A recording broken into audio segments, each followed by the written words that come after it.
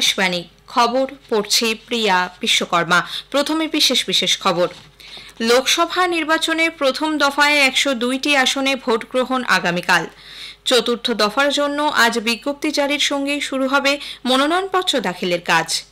প্রবীণ BJP নেতা কেন্দ্রীয় স্বরাষ্ট্রমন্ত্রী অমিত শাহ আজ গান্ধীনগর লোকসভা কেন্দ্র থেকে মনোনয়ন জমা দেবেন। একই সঙ্গে প্রচারেও অংশ নেবেন তিনি। কংগ্রেস সহ অন্য রাজনৈতিক দলগুলিও জোরদার প্রচার চালাচ্ছে। জনসংখ্যার নিরিখে ভারত এখন বিশ্বের শীর্ষস্থানে। জম্মু কাশ্মীরের অনন্তনাগে সন্ত্রাসবাদীদের গুলিতে বিহারের এক বাসিন্দার মৃত্যু। আইপিএল ক্রিকেটে আজ পাঞ্জাব কিংস মুম্বাই ইন্ডিয়ান্সের বিরুদ্ধে খেলবে। স্পেনের Rafael Nadal Barcelona Open tennis থেকে বিদায় নিয়েছেন। আসছি বিস্তারিত খবরে। লোকসভা নির্বাচনের প্রথম দফার জন্য ভোট গ্রহণ আগামীকাল। এই পর্যায়ে 17টি রাজ্য ও 4টি কেন্দ্রশাসিত অঞ্চলের 102টি আসনে ভোট নেওয়া হবে। এর মধ্যে রয়েছে পশ্চিমবঙ্গের 3টি আসন, কোচবিহার, জলপাইগুড়ি ও আলিপুরদুয়ার। সকাল 7টায় ভোট শুরু হয়ে চলবে সন্ধে 6টা পর্যন্ত।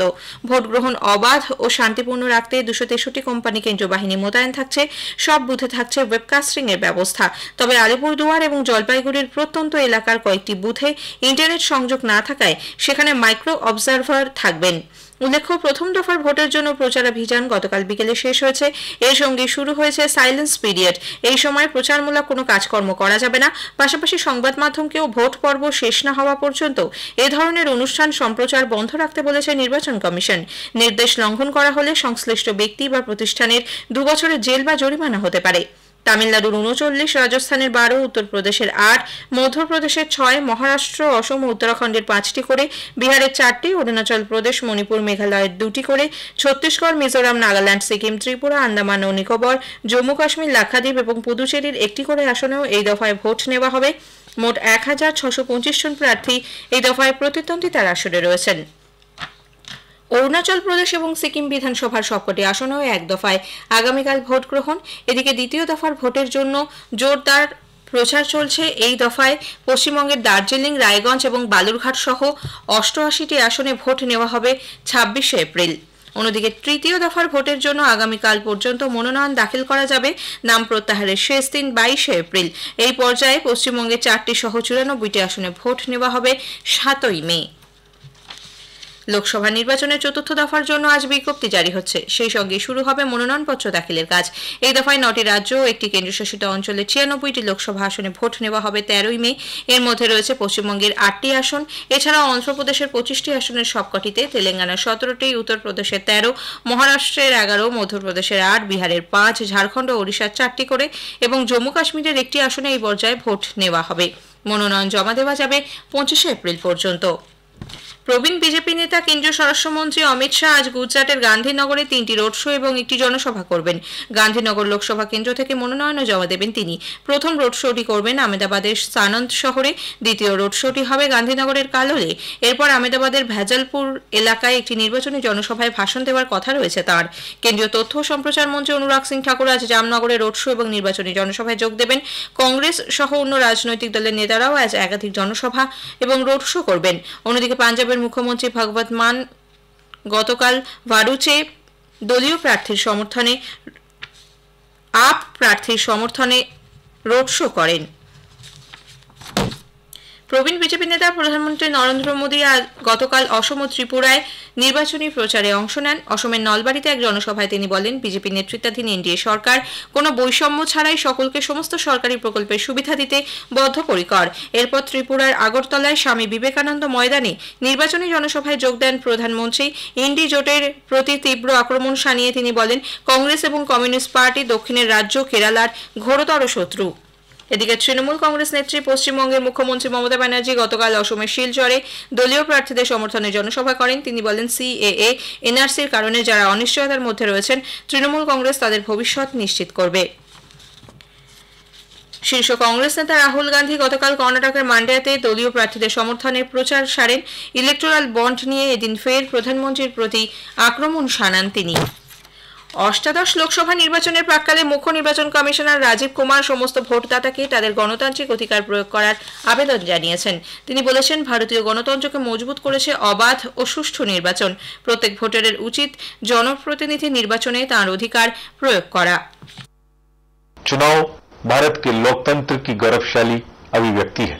मतदान करने जैसा कुछ भी नहीं है। भारत निर्वाचन आयोग और इसके लाखों अधिकारियों ने आपके मतदान अनुभव को शांतिपूर्ण, सहज और सुखद बनाने के लिए पिछले 2 वर्षों में बहुत कड़ी मेहनत की। साथियों, मैं आपसे अपील करता हूं कि आप अपने घरों से बाहर आएं और मतदान करें। अपने परिवार और दोस्तों को भी वोट देने के लिए प्रेरित करें। आसपास के सभी लोगों को भी प्रेरित करें। हमारे एम्बेसडर्स और इन्फ्लुएंसर्स बने। मैं युवाओं से भी आह्वान करता हूं कि चुनाव में अपनी भागीदारी सुनिश्चित करें, अपने को गौरवान्वित महसूस करें। খবর শুনছেন আকাশবাণী থেকে। জনসংখ্যার নিরিখে ভারত এখন বিশ্বের শীর্ষস্থানে। ভারতের মোট জনসংখ্যা বর্তমানে 144 কোটি। রাষ্ট্রসংঘ জনসংখ্যা তহবিল ইউএনএফপি এর সাম্প্রতিক প্রতিবেদন অনুযায়ী দ্বিতীয় স্থানে থাকা চীনের জনসংখ্যা 142 কোটি 50 লক্ষ। ভারতের সমাজ অর্থনৈতিক পরিস্থিতির উন্নতি এবং প্রসবকালীন মৃত্যুহার হ্রাস পাওয়াই এর মূল কারণ বলে ইউএনএফপিএ মনে করে। 2011 সালে জনগণনা অনুযায়ী ভারতের জনসংখ্যা ছিল 121 কোটি। চলতি শতকের শেষের দিকে চীনের জনসংখ্যা কমে 100 কোটির নিচে পৌঁছে যেতে পারে বলে বিশেষজ্ঞদের মত।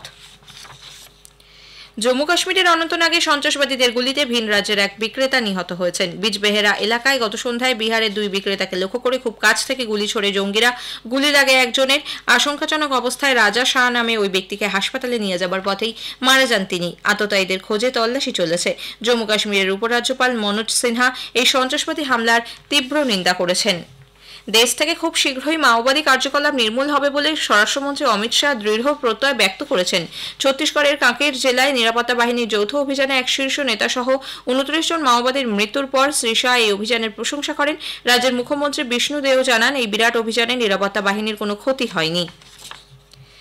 সীমান্ত নিরাপত্তা বাহিনী বিএসএফ রাজস্থানের অনুপগড় জেলায় ভারত পাকিস্তান সীমান্তবর্তী এলাকায় একটি পাকিস্তানি ড্রোন গুলি করে নামিয়েছে। সেটির মাধ্যমে মাদক পাচার করা হচ্ছিল বলে সরকারি সূত্রে জানানো হয়েছে। 13 কোটি টাকার মাদক হেরোইন বাজেয়াপ্ত করেছে বাহিনী। ওই এলাকায় তল্লাশি চলেছে।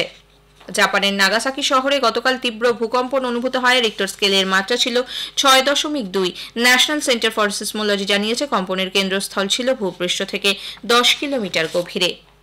ওড়িশা ও গাঙ্গেয় পশ্চিমবঙ্গে রবিবার পর্যন্ত তাপপ্রবাহের সতর্কতা জারি করেছে আবহাওয়া দপ্তর আইএমডি। ঝাড়খণ্ড, উত্তর কোঙ্কণ, সৌরাষ্ট্র, মধ্য মহারাষ্ট্র, অন্ধ্রপ্রদেশ উপকূল, তেলেঙ্গানা, তামিলনাড়ু এবং পুদুচেরিতেও তাপপ্রবাহের সম্ভাবনা। আগামী 3 দিন পূর্ব ভারত এবং দক্ষিণ উপদ্বীপ অঞ্চলে সর্বোচ্চ তাপমাত্রা 2 থেকে 3 ডিগ্রির ওপরে থাকতে পারে বলে মৌসুম বিভাগ জানিয়েছে।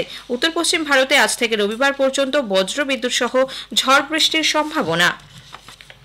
কালবৈশাখী ঝড়ে অসমের করিমগঞ্জ জেলার পাথারকান্দি বিধানসভা এলাকা ব্যাপক ক্ষতিগ্রস্ত হয়েছে। গতকাল বিকালে আচমকাই কালবৈশাখীর তাণ্ডব শুরু হয়। বিদ্যুতের খুঁটি ভেঙে গোটা এলাকা অন্ধকারাচ্ছন্ন। অনেক বাড়ির টিনের ছাউনি উড়ে গেছে। গাছপালা ভেঙে পড়ে বন্ধ রাস্তাঘাট। পাঞ্জাবের মুলানপুরে মহারাজা যাদবেন্দ্র সিং ক্রিকেট স্টেডিয়ামে আজ আইপিএল ক্রিকেটে পাঞ্জাব কিংস মুম্বাই ইন্ডিয়ান্সের বিরুদ্ধে খেলবে। খেলা শুরু হবে সন্ধ্যে 7:30টায়। দুটি দলই 6টি করে ম্যাচ খেলে 2টি করে ম্যাচ জিতেছে। 2 দলেরই সংগৃহীত পয়েন্ট 4। এদিকে পাঞ্জাব কিংসের অধিনায়ক শিখর ধাওয়ান চোটের কারণে আজকের ম্যাচে খেলতে পারবেন না। রবিবার গুজরাট টাইটান্সের বিরুদ্ধে ম্যাচেও তাঁর খেলা অনিশ্চিত। রাজস্থান রয়্যালসের বিরুদ্ধে শেষ ম্যাচে ধাওয়ানের অনুপস্থিতিতে দলের নেতৃত্ব দেন অলরাউন্ডার শ্যাম কারেন। আহমেদাবাদের নরেন্দ্র মোদী স্টেডিয়ামে গতকাল আইপিএল ক্রিকেটে দিল্লি ক্যাপিটালস 6 উইকেটে গুজরাট টাইটান্সকে হারিয়ে দিয়েছে। দিল্লি টসে জিতে গুজরাটকে ব্যাট করতে পাঠায়। গুজরাট প্রথমে ব্যাট করে 17 ওভার 3 বলে 89 রানে অল আউট হয়ে যায়। জবাবে ব্যাট করতে নেমে দিল্লি ক্যাপিটালস 8 ওভার 5 বলে 4 উইকেট হারিয়ে লক্ষ্যে পৌঁছে যায়। পাকিস্তান ও নিউজিল্যান্ডের মধ্যে 5 ম্যাচের টি20 ক্রিকেট সিরিজ আজ শুরু হচ্ছে।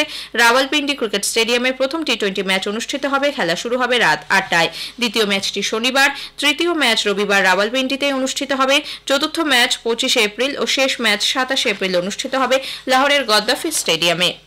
স্পেনের Rafael Nadal Barcelona Open tennis থেকে বিদায় নিয়েছেন। তিনি অ্যালেক্স ডি মিনাউরের কাছে 7-5, 6-1 সেটে পরাজিত হন। চলতি বছরে এটি নাদালের দ্বিতীয় টুর্নামেন্ট ছিল। এর আগে জানুয়ারিতে ব্রিসবেনে এটিপি 250 প্রতিযোগিতায় 22 বারের গ্র্যান্ড স্ল্যাম জয়ী নাদাল কোয়ার্টার ফাইনালে পৌঁছেছেন। শেষ করার আগে খবরের বিশেষ কিছু অংশ আরও একবার। লোকসভা নির্বাচনের প্রথম দফায় 102টি আসনে ভোট গ্রহণ আগামীকাল। চতুর্থ দফার জন্য আজ বিজ্ঞপ্তি জারির সঙ্গে শুরু হবে মনোনয়নপত্র দাখিলের কাজ। জনসংখ্যার নিরিখে ভারত এখন বিশ্বের শীর্ষস্থানে। খবর শেষ হলো।